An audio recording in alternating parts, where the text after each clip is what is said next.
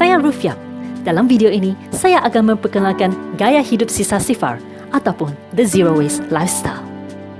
Sisa sifar bermatlamat untuk mengalihkan sampah sarap daripada berakhir di persekitaran, tapak pelupusan dan loji pembakaran. Ini dapat dicapai melalui prinsip 5R. Jom kita lihat 5R tersebut. R pertama, refuse ataupun tolak. Tolak penggunaan plastik yang berlebihan. Jika keluar membeli belah, bawa beg atau bekas sendiri. Untuk membungkus makanan yang dibeli di luar, gunakan bekas kaca atau tingkat yang sentiasa sedia di dalam kenderaan anda. Tolak penjanaan sampah sebelum ianya terhasil. R kedua, reduce ataupun kurangkan. Kurangkan penggunaan bahan yang tidak boleh dikitar semula. Sebaliknya, gunakan produk-produk seperti sabun buku kerana ia dibalut dalam kertas, pencukur yang hanya pisaunya perlu ditukar, petola untuk cuci pinggan, dan berus gigi bulu.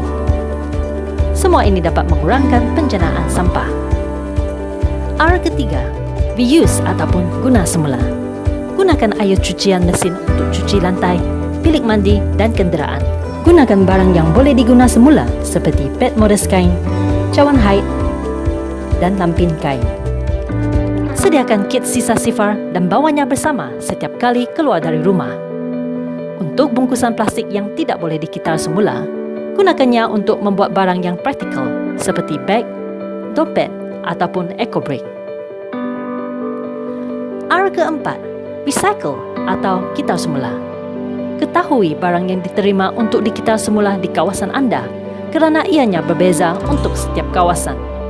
Sediakan sudut kitar semula di rumah untuk plastik, kertas, tin dan kaca.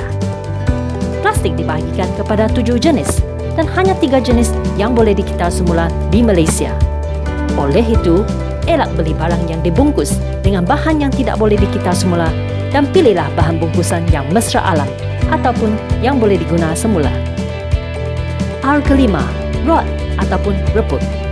Sisa-sisa organik boleh dikumpul dan dibuat kompos atau baja yang dapat menyuburkan tanah. Tanah tersebut seterusnya boleh digunakan untuk menanam pokok bunga. Berdasarkan kesesuaian kediaman dan masa, anda boleh memilih kaedah tradisional, serangga dan cacing ataupun bokashi untuk buat kompos. Dengan menggunakan prinsip 5R ini, sampah di rumah anda pasti berkurangan. Ingat, amalan gaya hidup hijau bermula dengan anda dan ianya bermula di rumah. Bersama kita membina alam sekitar yang lebih bersih dan hijau untuk masa depan kita.